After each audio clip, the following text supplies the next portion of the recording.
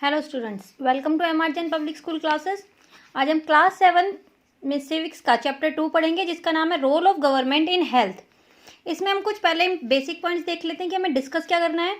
First point है relation of people with their government, health and its aspects, health care system in India, public health services and private health services. Next है difficulties faced by common people to get health care in India and solution देखेंगे Kerala experience का और Costa Regan experience का। तो पहले हमारा first topic है। इसमें ये टॉपिक स्टार्ट करने से पहले हम एक चीज़ देखते हैं कि नेशन है क्या, नेशन किसे बोलते हैं हम। तो nation is a people with common conscious and united by a common race और लैंग्वेज और अ कल्चर और हिस्ट्री। कलेक्शन ऑफ पीपल मतलब लोगों के कलेक्शन को हम नेशन में काउंट करेंगे, जिसमें सबकी कॉमन सोच है, एक सी सोच है, एक सी रेस, कॉमन रेस को फॉलो कर रहे हैं, कॉमन लैंग्वेज मतलब लैंग्वेज है, कल्चर है और हिस्ट्री है। ठीक है। फिर है आर इन नेशन इंडिया, हमारा जो इंडिया नेशन है was formed integration of hundreds of smaller area, छोटे छोटे एरिया से मिलके, हंड्रेड्स ऑफ स्मॉलर एरिया से मिलके एक नेशन बना है with distinct identities who have been part of different empire. Flourished in India civilization on 15 August 1947. Common ground of constitution in India. अब हमारा जो ये नेशन है, अगर हम हिस्ट्री को देखते हैं, बिफोर इंडिपेंडेंस अगर हम जाते हैं तो आज के टाइम पे हमारे जितने स्टेट हैं इतने नहीं थे, बहुत सारे स्टेट थे। तो उन सारी जगहों को मिलाकर, यानी कि एक एग्जांपल है जैसे कि हंड्रेड्स ऑफ स्मॉलर एरिया को मिलाकर हमने अपना एक नेशन बनाया, जिसने कि डिफरेंट एम्पायर का एक्सपीरियंस रहा है। यहाँ पे अलग अलग, जैसे कि मुगल्स थे, दिल्ली सल्तनत थी, ब्रिटिशर्स थे, सभी तरीके के एम्पायर्स रहे हैं। इंडियन सिविलाइजेशन के बारे में हमने देखा है यहाँ पे that flourished in Indian civilization on 15 August 1947। उसके बाद क्या है, हमारा ये जो कॉमन ग्राउंड है वो कॉन्स्टिट्यूशन ऑफ इंडिया पर है, यानी कि हमारे इंडिया का जो कॉन्स्टिट्यूशन है सभी कुछ उसी के ऊपर बेस है। अब हम पहले ये देखते हैं कि गवर्नमेंट क्या होती है। ठीक है, गवर्नमेंट किसे कहते हैं। देखिए, किसी भी कंट्री, किसी भी नेशन, स्कूल या कोचिंग सेंटर, कुछ भी हो, उसे चलाने के लिए एक रूल रेगुलेशन की नीड होती है। और वो रूल रेगुलेशन कौन बनाएगा, कौन फॉलो करेगा, कौन। ठीक है, ये चीज़ देखी जाती है। तो एक जो गवर्नमेंट है, जैसे कि हम पुराने टाइम पे देखें तो एक राजा था, वो राजा के अकॉर्डिंग रूल रेगुलेशन बनते थे, जिसे सारी उसके लोग फॉलो करते थे। इसी तरीके से एक हमारा ये पूरा नेशन, इसमें ये छोटे छोटे मैंने देखो ड्रॉ किए हुए हैं, ये छोटे छोटे हो गए स्टेट्स। पूरे नेशन और नेशन के अंदर स्टेट, यानी कि हमारा पूरा इंडिया और इंडिया के अंदर नेशंस हो गए, इंडिया के अंदर स्टेट हो गए, जैसे कि दिल्ली, हरियाणा, पंजाब, केरल, ये अलग अलग तरीके के। तो ये तो एक नेशन की गवर्नमेंट बनी। फिर गवर्नमेंट बनेगी इन स्टेट्स की अलग अलग, यानी कि एक गवर्नमेंट बनेगी जो हमारे पूरे नेशन पे गवर्न करेगी, पूरे नेशन को चलाएगी। उसके बाद जो हमारे अलग स्टेट्स हैं जितने भी हैं, उन स्टेट्स की अलग गवर्नमेंट बनेगी। और ये किस तरीके से बनेंगी, देखो, कंट्री लेवल के जो यहाँ पे कंट्री लेवल के जो भी मेंबर्स इलेक्टेड होके आएंगे वो पार्लियामेंट में बैठेंगे, और स्टेट लेवल के जो आएंगे वो स्टेट लेजिस्लेटिव में बैठेंगे। अब जो ये गवर्नमेंट्स में जो मेंबर्स रिप्रेजेंटेटिव होते हैं उन्हें हम इलेक्ट करके भेजते हैं, और हमारे थ्रू इलेक्टेड मेंबरों को भी जो हमने मेंबर्स इलेक्ट किए हैं, वो हमारे थ्रू जो इलेक्टेड मेंबर है वो भी दूसरे मेंबर्स को आगे प्रोसेस कंटिन्यू करते हैं, इलेक्ट करते हैं उन्हें। जैसे कि कंट्री पीपल, भाई कंट्री के लोगों ने पूरी वो करा, एक कंट्री का बनाया। फिर ये जो इलेक्टेड पीपल हैं ये प्रेजेंटेटिव के थ्रू स्टेट लेजिस्लेटिव के लोगों को इलेक्ट करेंगे। अब ये सारा काम कैसे होगा, अब हमने अपनी गवर्नमेंट बना ली, गवर्नमेंट में काम कराना है हमें। भाई गवर्नमेंट कैसे काम कराएगी, पूरी कंट्री में काम कैसे कराएगी, जैसे कि स्कूल हैं, हॉस्पिटल्स हैं, रोड हैं, बिल्डिंग है, सारी चीज़ें बनाएगी। तो वो बनाएगी कैसे, पैसे कहाँ से आएंगे। तो कंट्री के जो लोग हैं, यानी कि जो हम लोग हैं, वो देंगे टैक्स। पता होगा आपको, हर एक चीज़ पर टैक्स दिया जाता है। वो टैक्स जाएगा गवर्नमेंट के पास, गवर्नमेंट उसी टैक्स के पैसे से प्रोवाइड कराएगी सर्विसेज। कैसी कैसी सर्विसेज प्रोवाइड कराएगी, हॉस्पिटल, स्कूल, आर्मी एटसेट्रा, मतलब जितनी भी गवर्नमेंट सर्विसेज प्रोवाइड करा रही है, कहाँ से प्रोवाइड करा रही है, हम लोगों से, यानी कि कंट्री के लोगों से जो टैक्स आ रहा है वो गवर्नमेंट के पास जा रहा है, और वो गवर्नमेंट हमारी ही फैसिलिटीज़ में उस अमाउंट को यूज़ कर रही है। अब थोड़ा सा ये देख लेते हैं किस तरीके के टैक्सेस हमसे वसूल किए जाते हैं, मतलब हमसे लिए जाते हैं, किस तरीके के टैक्सेस हैं। टैक्सेस मेनली 3 टाइप्स के होते हैं, डायरेक्ट टैक्स, इनडायरेक्ट टैक्स और अदर टैक्स। अब डायरेक्ट टैक्स में क्या आएगा, जैसे कि इनकम टैक्स हो गया, कैपिटल टैक्स हो गया, कॉर्पोरेशन टैक्स हो गया। इनडायरेक्ट टैक्स कौन सा है, जैसे कि सेल टैक्स हो गया, सर्विस टैक्स हो गया, वैल्यू एडिड टैक्स हो गया, कंज्यूमर टैक्स हो गया, एक्सेस टैक्स हो गया। अब इनडायरेक्ट तरीके का टैक्स कैसे, जैसे कि मान लो हमने चॉकलेट ली, आप लोग जैसे चॉकलेट लेने जाते हैं, हमने शॉपिंग की, तो उसमें जो हमें अमाउंट मिलता है वो इंक्लूडेड टैक्स मिलता है। अदर टैक्सेस कैसे होते हैं, जैसे कि म्यूनसिपल टैक्स हो गया, एंटरटेनमेंट टैक्स हो गया, भैया मूवी हॉल में मूवी देखने जा रहे हैं तो हमें टैक्स पे करना पड़ता है, प्रोफेशंस टैक्स हो गया, एजुकेशन टैक्स, गिफ्ट टैक्स, ये बाकी अदर टैक्स है। तो ये सारे टैक्स गवर्नमेंट हमसे लेती है और इनके थ्रू जो गवर्नमेंट के पास एक अमाउंट सबमिट हो रहा है, उस अमाउंट से वो हमें ही सर्विसेज प्रोवाइड कराती है।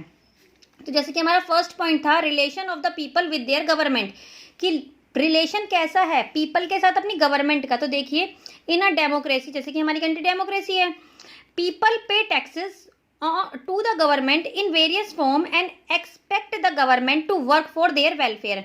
डेमोक्रेसी कंट्री में पीपल्स क्या है, टैक्सेस पे कर रहे हैं गवर्नमेंट को, और गवर्नमेंट से क्या उम्मीद रखते हैं कि वो हमारे वेलफेयर के लिए हमारी सारी चीज़ों को जो हम एक्सपेक्टेड हैं गवर्नमेंट से उन्हें फुलफिल करे।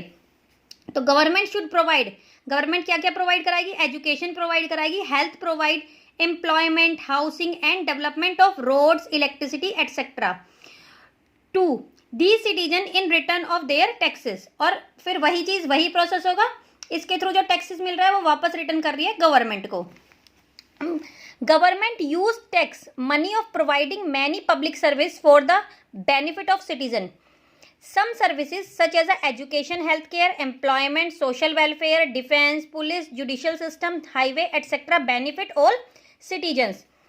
Tax money is also used for relief and rehabilitation in care of natural disaster. देखिए ये पॉइंट देखिए, इसमें कैसे मतलब मनी, टैक्स जो मनी है उसको रिलीफ और रिहेबिलिटेशन में कैसे, जैसे कि नेचुरल डिजास्टर हो जाते हैं भाई, कहीं पे अर्थक्वेक आ गया, कहीं सुनामी आ गई, तो कितना डैमेज हो जाता है, तो उन लोगों की जो हेल्प की जाती है वो भी इसी अमाउंट से की जाती है। जो हमारा टैक्स का अमाउंट है वो भी उन्हें रिलीफ मिलेगा, रिलीफ दिलाई जाएगा, रिहेबिलिटेशन का अरेंजमेंट करा जाएगा, उन्हें दोबारा से सेटल करने का, किसके वजह से, जिस वजह से नेचुरल डिजास्टर की वजह से उनका जितना भी डिस्ट्रॉय हुआ है। अब मान लो हमारी कंट्री स्पेस में कुछ रिसर्च करने के लिए भेज रही है, न्यूक्लियर्स बन रहे हैं, मिसाइल प्रोग्राम हो रहे हैं, तो ये सारा कहाँ से आ रहा है, ये सब हमें टैक्स की मनी से ही करेंगे हम सारा काम। तो space, nuclear and missile program are also funded from tax money. तो ये सारा काम किससे होगा, टैक्स मनी के थ्रू हो रहा है। तो ये हमारा रिलेशन है गवर्नमेंट के साथ, कि जिस तरीके से गवर्नमेंट हमें सर्विसेज प्रोवाइड करा रही है उसी तरीके से हम गवर्नमेंट को भी टैक्स दे जा रहे हैं, और उसी टैक्स के थ्रू से हमारी सारी हेल्प होती है। तो ये रिलेशन हो गया, यानी कि इंटर रिलेट है, हम गवर्नमेंट पे और गवर्नमेंट हमारे ऊपर। अगर हम टैक्स नहीं देंगे तो ये काम नहीं हो पाएगा, और अगर हम ये काम नहीं हो पाएगा तो फिर कंट्री रन नहीं कर पाएगी। अब हमारा नेक्स्ट टॉपिक है व्हाट इज हेल्थ। हेल्थ क्या होती है भाई, health mean of the ability to remain free for illness and injury. Health का मतलब क्या है भाई, मुझे कोई इंजरी भी ना हो और मुझे कोई बीमारी भी ना हो, तो मैं एक हेल्दी पर्सन हूँ। लेकिन सिर्फ यही हेल्दी होना जरूरी नहीं, इसी तरीके से जो डेफिनेशन है कि मुझे कोई इलनेस नहीं है और मैं इंजर नहीं हूँ तो मैं हेल्दी हूँ, दैट्स नॉट ट्रू, ये ट्रू नहीं है। क्योंकि but healthy is not only about disease, यहाँ सिर्फ डिसीज की बात नहीं हो रही। अब देखिए कितने तरीके के एस्पेक्ट हैं हेल्थ के, फिजिकल हैं जो हमें दिखते हैं, इंजरी हो गई, डैमेज हो गया, हाथ टूट गया, पैर टूट गया, तो हमें दिख रहा है, विजिबल है, ठीक है। सेकंड हो गया मेंटली, इमोशनली, साइकोलॉजिकल, और थर्ड हो गया स्पिरिचुअल। अब मेंटली, इमोशनली या फिर साइकोलॉजिकल कैसे, जैसे कि बहुत से ऐसे होते हैं जो टेंशन लेते हैं, टेंशन लेते लेते लेते उन्हें बहुत सारी प्रॉब्लम्स हो जाती हैं और वो हमें दिख नहीं रही, हमें पता ही नहीं चल रहा, क्योंकि वो कोई विजिबल थोड़ी ना है, वो तो हमारे माइंड में चल रहा है। या फिर ये देखें कोई बहुत ज़्यादा सोचता है किसी चीज़ को लेके, कोई बहुत ज़्यादा मतलब ओवर रिएक्ट कर जाता है, तो वो ओवर रिएक्ट करने से उसका बिहेवियर कुछ चेंज हो जाएगा। अब वो चेंज हो जाना एक डिसीज मानी जाएगी कि किस वजह से ये ऐसा रिएक्ट कर रहा है, तो ये विजिबल नहीं है। बट अगर हम एक तरीके से देखें फिजिकली भी हमें कुछ नहीं दिख रहा उसके, और डिसीज भी कुछ नहीं है। ये डिसीज कैसे पता चलेगी, जो इमोशंस है, मेंटली है, ये पता कैसे चलेगा, अगर साइकोलॉजिकल प्रॉब्लम है हमें उसकी काउंसलिंग करके, काउंसलिंग के थ्रू पता चलेगा, हमें डॉक्टर के पास ट्रीटमेंट कराने जाना पड़ेगा, तब पता चलेगा। तो इसीलिए ये तीनों एस्पेक्ट नहीं होंगे, मतलब तीनों एस्पेक्ट को देखा जाएगा, तब हम बोल सकते हैं हाँ जी ये हेल्दी हैं। अब स्पिरिचुअल जैसे कि पूजा पाठ वाला मतलब स्पिरिचुअल जैसे कि हम एक बुद्धिज्म का मैं आपको देती हूँ एग्जाम्पल। हमारे गौतम बुद्ध थे। अब गौतम बुद्ध ने, उन्हें भगवान गौतम बुद्ध क्यों बोला जाता है? उन्हें भगवान गौतम बुद्ध इसलिए बोला जाता है कि उन्होंने सारी चीज़ों को छोड़ दिया। मतलब दुख क्या है, सुख क्या, उन्होंने सारी चीज़ों को छोड़ दिया। उन्होंने सिर्फ अपने आप को एक चीज़ में कॉन्सेंट्रेट कर लिया। उन्हें किसी से कोई मतलब नहीं था। तो स्पिरिचुअल चीज़ें भी देखी जाएंगी इसमें, फिजिकल चीज़ भी देखी जाती है, मेंटल, इमोशनल और साइकोलॉजिकल भी देखा जाता है। अब हम देखते हैं आज के टाइम पे अगर देखा जाए तो 20 से 25% जो हमारे यहाँ की पॉपुलेशन है, इतने परसेंट पॉपुलेशन के लोग मेंटली डिस्टर्ब्ड मिलेंगे, इमोशनली डिस्टर्ब्ड मिलेंगे, साइकोलॉजिकल प्रॉब्लम उनमें मिलेगी ही मिलेगी। If people get clean drinking water, good food and pollution free environment, they are likely to be healthy. Obvious है, अगर हम क्लीन वाटर पियेंगे, हमें अच्छा फूड मिलेगा, पोल्यूशन फ्री इन्वायरमेंट मिलेगा, तो ऑब्वियस है हम हेल्दी रहेंगे। नेक्स्ट है, on the other hand, if people do not get educate food for to have a live in a cramped condition, they will be prone to illness. ये भी obvious है कि अगर हमें प्रॉपर फूड नहीं मिलेगा, जितने हमें न्यूट्रिशन प्रोटीन की नीड होगी, और हमें अच्छी जगह रहने का नहीं मिलेगा, मान लो कहीं हम रह रहे हैं, कंजस्टेड जगह में रह रहे हैं, तो वहाँ जब कंजस्टेड जगह में रहेंगे तो अनहाइजीनिक चीज़ें मिलेंगी और वहाँ पे हम हेल्दी नहीं रह सकते। तो क्या होना, एडुकेट प्रॉपर, यानी कि हमें फूड भी ऐसा चाहिए जिसमें प्रॉपर न्यूट्रिशन, प्रोटीन, मिनरल सारी चीज़ें हों, और हमें रहने के लिए भी जगह ऐसी चाहिए जो बिल्कुल साफ़ सुथरी हो। नेक्स्ट है, in a unhealthy to be dull, inactive, anxious or are scared for a long stretches of a time, we all need to be without mental strain. All the various aspects of our life are part of health. अभी जितने भी aspects हैं ये किसके part हैं? ये हमारे health के पार्ट हैं। नेक्स्ट टॉपिक है हमारा हेल्थ केयर इन इंडिया। अब इंडिया में हेल्थ केयर किस तरीके से प्रोवाइड कराई जाती है? आपको ये चीज़ पता होगी, मैंने आपको प्रीवियस क्लास में भी बताया था कि हर एक चीज़ के नेगेटिव और पॉजिटिव दोनों पॉइंट्स होते हैं। अगर हम ह्यूमन बीइंग्स को भी देख लें, नोबडी इज़ अ परफेक्ट। तो हमारे हर एक के अंदर अगर आपको नेगेटिव मिलेंगे तो पॉजिटिव पॉइंट्स भी मिलेंगे। तो इसी तरीके से हम इंडिया की हेल्थ केयर में देखते हैं। पहले हम पॉजिटिव फैक्ट्स पढ़ेंगे, क्या पॉजिटिव फैक्ट्स है, फिर हम नेगेटिव फैक्ट्स भी पढ़ेंगे, क्योंकि पॉजिटिव और नेगेटिव दोनों होते ही हैं, ये कंपल्सरी है। तो India has a largest number of medical college in the world and largest producer of doctor, around 1500 new directed qualify every year. अब इंडिया जो है वो वर्ल्ड का सबसे लार्जेस्ट कंट्री ऐसी है जहाँ पे मेडिकल कॉलेजेस प्रोवाइड हैं, और एक इंडिया ही ऐसी कंट्री है जहाँ पर हर साल 15,000 जो डॉक्टर्स हैं वो क्वालिफाई होके निकलते हैं, यानी कि नए डॉक्टर्स हमें मिलते हैं। इन 1950, अगर 1950 में देखें, अराउंड 2700 हॉस्पिटल्स थे इंडिया में। इन देयर आर 11,174 हॉस्पिटल्स थे। और वही 1950 में 2700 हॉस्पिटल्स थे इंडिया में। 1991 में 11,174 हॉस्पिटल्स हो गए, और 2000 के आते आते 18,218 हो गए। तो ये एक रेशियो निकाला हुआ है कि 1950 से लेके 200 तक आते आते कितने इंक्रीज हुए hospitals. India get a large number of medical tourist from a various country to get a good cheap treatment. अब इंडिया में क्या है, बहुत से मेडिकल टूरिस्ट आते हैं। क्यों आते हैं? एक तो इंडिया में सबसे ज़्यादा मेडिकल फैसिलिटीज़ मिलेंगी, सबसे चीप फैसिलिटीज़ मिलेंगी, और इजीली ट्रीटमेंट भी हो जाएगा। तो सभी लोग यहाँ पर आते हैं अपना ट्रीटमेंट कराने के लिए। जैसे कि मैंने अभी बताया कि यहाँ पे वर्ल्ड लार्जेस्ट कॉलेज है, मेडिकल वर्ल्ड लार्जेस्ट कॉलेज है यहाँ पर। जितने इंडिया में उतने कहीं पे भी नहीं है, अगर पूरे वर्ल्ड की रेशियो निकाली जाए। और यहाँ का जो प्राइस है, मतलब ट्रीटमेंट का जो प्राइस है वो बहुत चीप है। तो टूरिस्ट जो है वो यहाँ पर आके अपना ट्रीटमेंट कराते हैं। India is the 4th largest producer of medicine in the world and also a large exporter of medicine. अब ये इंडिया का जो नंबर है वो फर्स्ट नंबर किस में हुआ? मेडिकल कॉलेजेस में।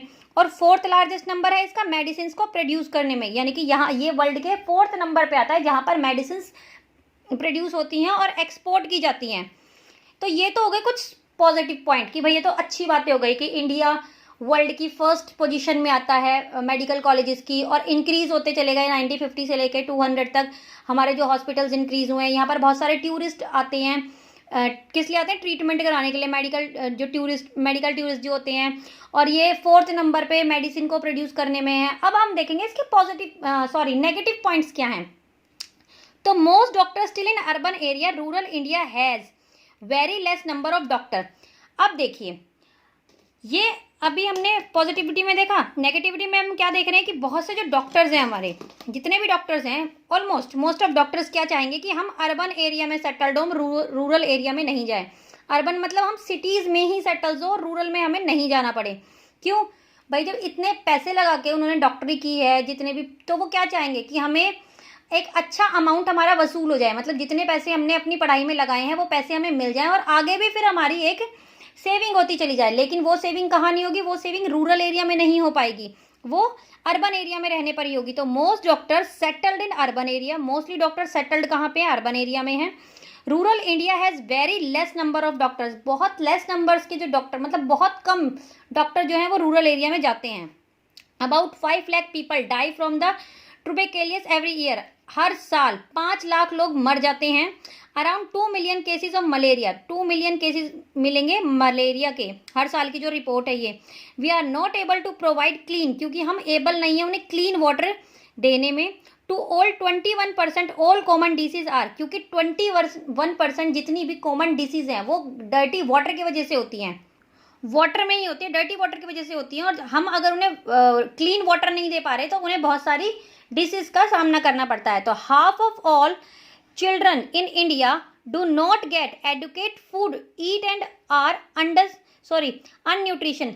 हमारी कंट्री में आधा से एटलीस्ट हाफ बच्चे ऐसे हैं जिन्हें प्रॉपर फूड नहीं मिलता। प्रॉपर फूड मतलब जो उनकी बॉडी को नीड है, जैसे प्रोटीन, मिनरल्स, न्यूट्रिशंस वाला प्रॉपर उन्हें फूड नहीं मिल रहा, और वो किस अंडर न्यूट्रिशंस के जाते हैं, यानी कि उन्हें कुछ ना कुछ प्रॉब्लम्स हो जाती है।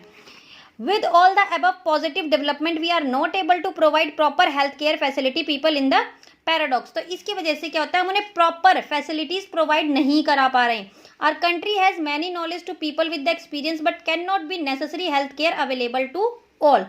तो ये क्या थे? ये देखे हमने negative points.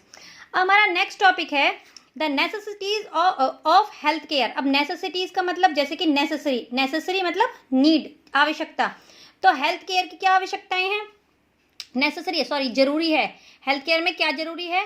To prevent and treat illness we need appropriate health care facilities such as a health centre, hospitals, laboratories, ambulance services and blood bank. अब हमें हेल्थ केयर में किन किन चीज़ों की ज़रूरत होगी, हेल्थ केयर में किस किस की ज़रूरत है, क्या क्या ज़रूरी है, ज़रूरी क्या क्या है भाई। अगर हमें किसी का ट्रीटमेंट करना है तो फर्स्ट ऑफ ऑल हमारे पास हॉस्पिटल होने चाहिए, हॉस्पिटल के अंदर स्टाफ होना चाहिए, डॉक्टर्स होने चाहिए, नर्सेज स्टाफ वगैरह सारे इक्विपमेंट्स होने चाहिए, और हमें लेबोरेटरी भी चाहिए टेस्ट वगैरह करने के लिए। तो ये सारी चीज़ें हमें, ये हमारी नीड है। फिर वी ऑल्सो हेल्थ वर्कर्स में क्या? Nurse, qualified doctor, health professions who can diagnose, advise and treat illness. We also need medicine and equipment. अब ये सारी चीज़ों की नीड है, तो ये सारी चीज़ें ज़रूरी हैं, मतलब नेसेसरी हैं, तो ये हमें इनका अरेंजमेंट रखना पड़ेगा। अब देखिए, मैंने आपको स्टार्टिंग में बताया था प्राइवेट सर्विसेज और पब्लिक सर्विसेज। तो पहले हम पब्लिक सर्विसेज पढ़ेंगे। पब्लिक सर्विसेज क्या हैं? It is a chain of health centre. देखिए, पहले पब्लिक को देखते हैं। पब्लिक से समझ में आ रहा है, पब्लिक मतलब हम सब इंक्लूड होंगे उसमें, किसी एक इंडिविजुअली के बारे में बात नहीं हो रही। तो पब्लिक को सर्विसेज कौन प्रोवाइड करा सकती है भाई? सभी को गवर्नमेंट प्रोवाइड कराएगी, ऑब्वियस है। तो is a chain of a health centre and hospital run by the government. ये एक चेन है हेल्थ सेंटर की और हॉस्पिटल्स की जो गवर्नमेंट के थ्रू चलती है। They cover both rural and urban area. अब ये किसे कवर करेगी? ये गांव में भी होगी और ये शहरों में भी होगी। At the village level there are primary health centre. अब पहले हम विलेज लेवल पे देखते हैं। विलेज लेवल पे यहाँ पर PHC मिलेगा। PHC मतलब प्राइमरी हेल्थ सेंटर, जिसके अंदर नर्सेज होती हैं, विलेज हेल्थ वर्कर्स होते हैं और डॉक्टर होती है।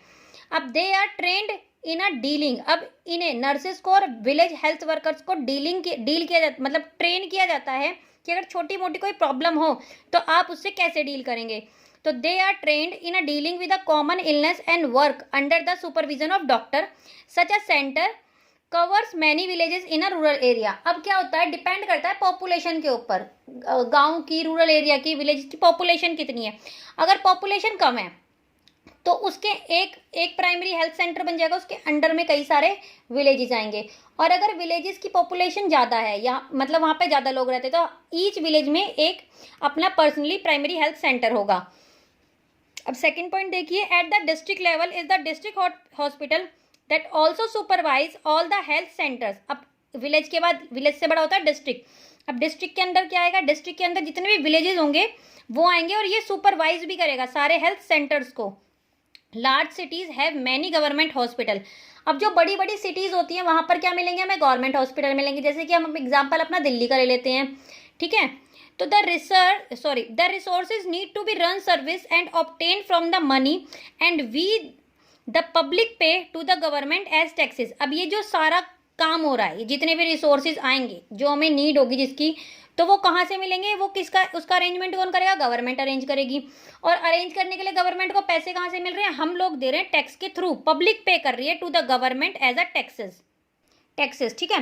फिर one of the most important aspect of the public health service is that it is mean by provide quality health care service either free or a low centre so the even the poor can seek treatment. अब क्या होता है, governments ने जो hospital अपने बनाए हुए हैं, गवर्नमेंट के थ्रू जो हॉस्पिटल्स चल रहे हैं उसमें फ्री इलाज किया जाता है और अगर पैसे लिए जाते हैं तो बहुत ही चीप प्राइस पे उनका ट्रीटमेंट होता है। क्यों, क्योंकि हर कोई अफोर्ड नहीं कर सकता प्राइवेट हॉस्पिटल्स में जाना।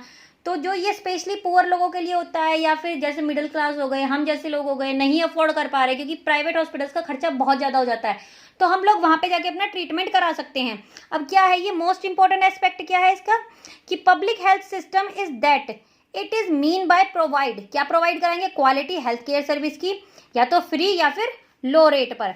फिर another important function of public health is to take a action prevent and spread to disease such as TB, malaria, jaundice, cholera, chikungunya etcetera. This has to organise by the government with the participated of the people.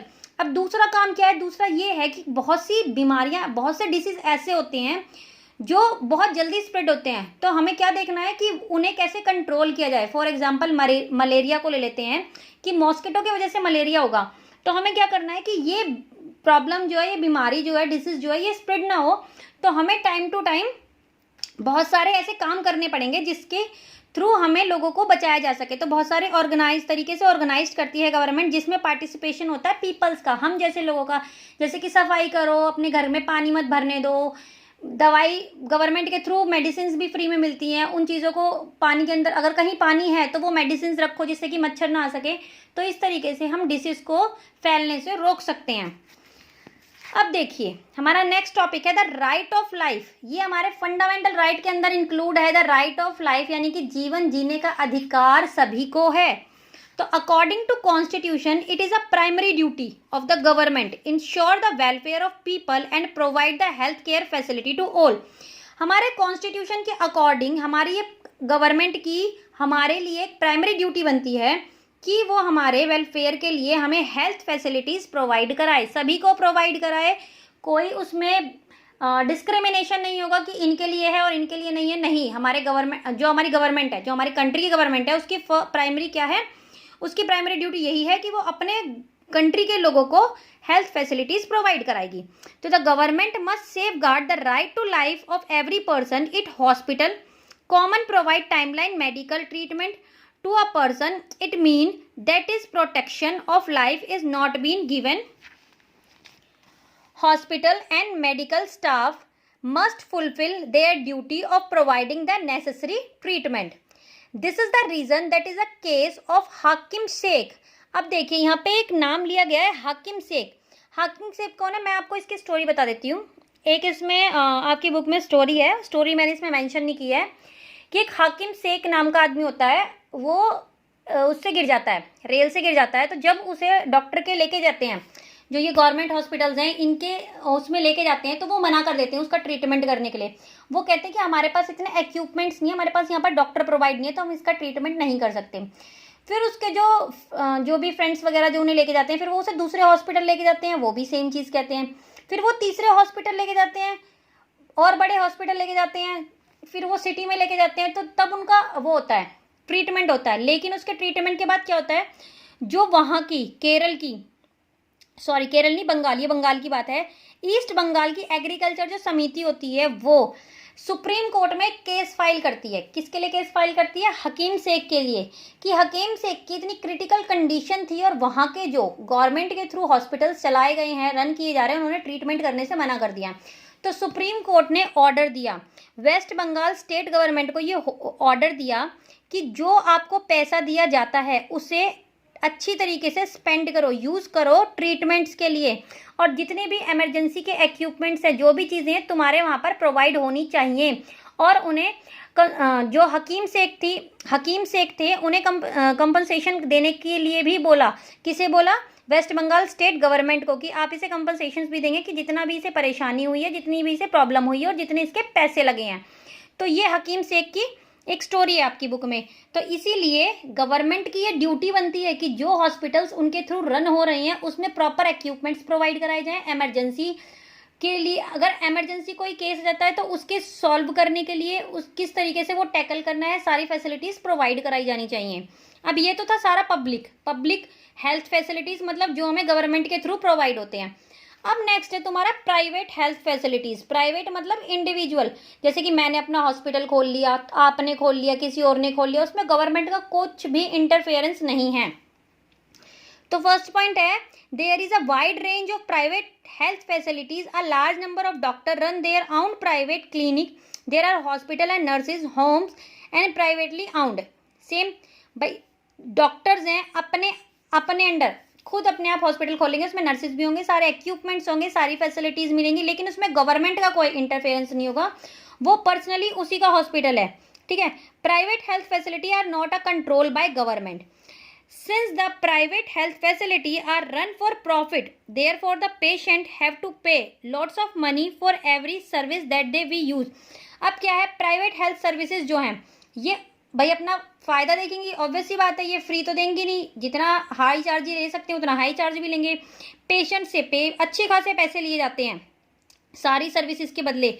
Today large companies run by the hospital. अब आज के time पे क्या है, ये एक business बन चुका है। बहुत बड़ी बड़ी जो कंपनीज हैं वो हॉस्पिटल्स चला रही हैं, वो अपनी खुद की मेडिसिन भी खुद मैन्युफैक्चर बनाती हैं, सेल भी करती हैं। तो ये एक बिजनेस बन चुका है प्राइवेट का जो है।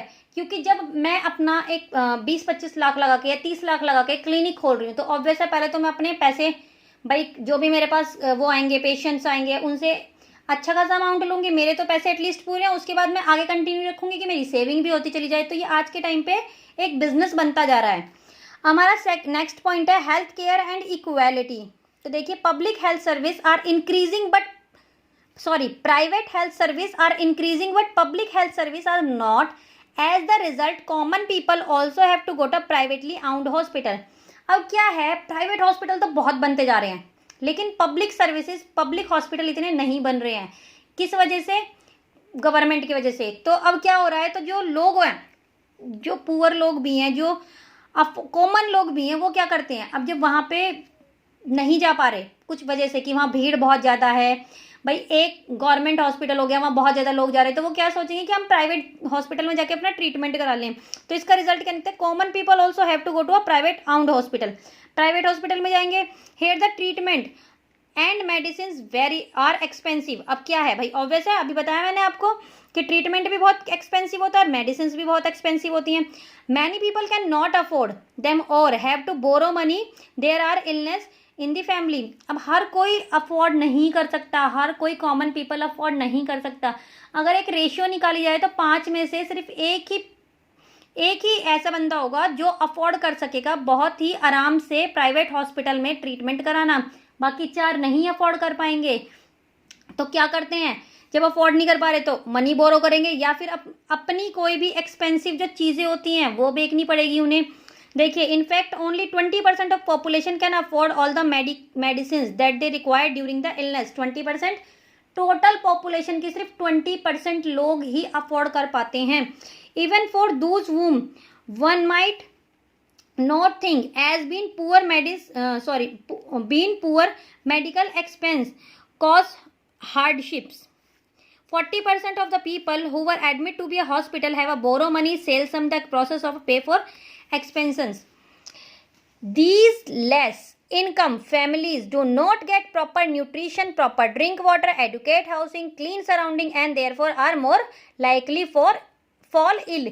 अब बीमारी किस वजह से हो रही है भाई? जो जिन फैमिली में पैसे बहुत कम है, मतलब उनकी इनकम उतनी नहीं है, वो प्रॉपर फूड नहीं प्रोवाइड करा पा रहे अपने घर वालों को, साफ पानी नहीं दे पा रहे, प्रॉपर हाउसिंग अरेंजमेंट नहीं है, साफ सफाई नहीं है, तो ऑब्वियस है भाई वो बीमार होंगे। तो ये भी एक कारण है बीमारी का।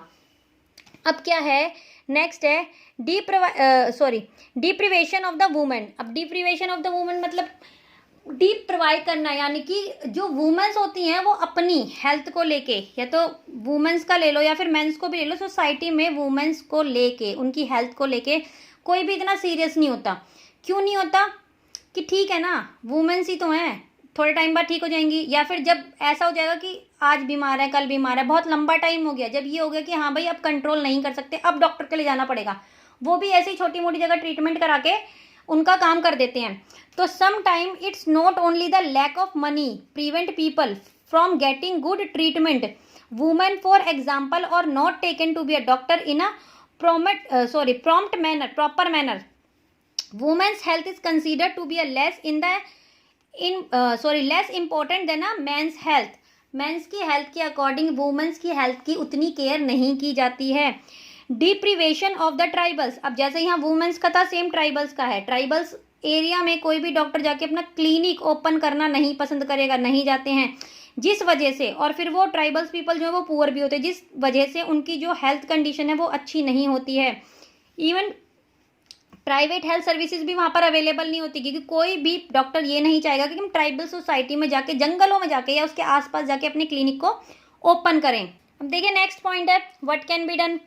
Health is must depending on the basic of amenities and social condition of the people as it is on health care service, hence it is important to work on both in order to improve the health situation are people. हम कर क्या सकते हैं, हम इसमें ये कर सकते हैं कि हम बेसिक एमिनिटीज, सोसाइटी की कंडीशन सोसाइटी को दे सकते हैं, बेसिक एमिनिटीज देंगे और सोशल कंडीशन उन्हें अच्छी करके देंगे।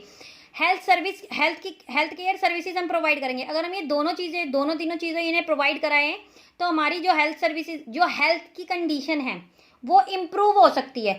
अब मैं यहाँ पे आपको 2 एग्जांपल्स बताऊंगी and this can be done. और ये कैसे पॉसिबल है, देखिए मैं आपको 2 जगह के एग्जांपल बताऊंगी, बहुत अच्छे एग्जांपल है। एक तो हमारे केरला, इंडिया में हमारे, ठीक है, वहाँ पे क्या है, केरला को इंडिया की हाईएस्ट एजुकेशन स्टेट और हेल्थी स्टेट में, इवन बहुत सी चीज़ें ऐसी हैं जो केरला बहुत, मतलब एक अगर हम बोल दें नंबर जो है इसका नंबर 1 है, जैसे कि एजुकेशन में केरला नंबर 1 है, अगर हेल्थ फैसिलिटीज़ दी जाएँ तो वहाँ पे नंबर 1 है। तो ऐसे बहुत सारी चीज़ों में केरला में बहुत ज़्यादा डेवलपमेंट है। तो in 1996 the Kerala government made some major changes in this state. 40% of the entire state budget was given the panchayat.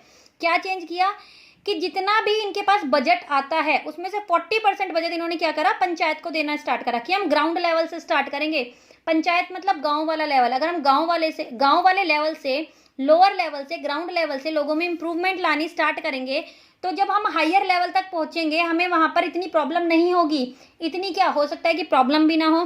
तो they could plan and provide for their requirement. It made it possible for a village to make a sure that proper planning was done for water, food, women's development and education, water supply schemes. अब ये village के level से start करी कि उन्हें water दिया जाएगा, drinking water, pure drinking, clean drinking water दिया जाएगा, फूड प्रोवाइड करा जाएगा, वुमेन्स की डेवलपमेंट की जाएगी, एजुकेशन, सारी चीज़ों को क्या करा है, प्लानिंग के थ्रू से करना स्टार्ट किया गया। और check working of school and anganwadi was ensured. और वर्किंग जो स्कूल वहाँ पे काम कर रहे हैं उसमें भी, और आंगनवाड़ी, इन सारी जगहों पे सारा काम चेक किया गया। तो ये तो एग्जांपल हो गया हमारा इंडिया का, ठीक है। अब इसी तरीके से हम दूसरा एग्जांपल लेंगे कोस्टा रिका का। ये कहाँ पे है, Costa Rica is a considered to become of a healthier country in South America. ये साउथ अमेरिका की सबसे ज़्यादा हेल्थियर कंट्री है।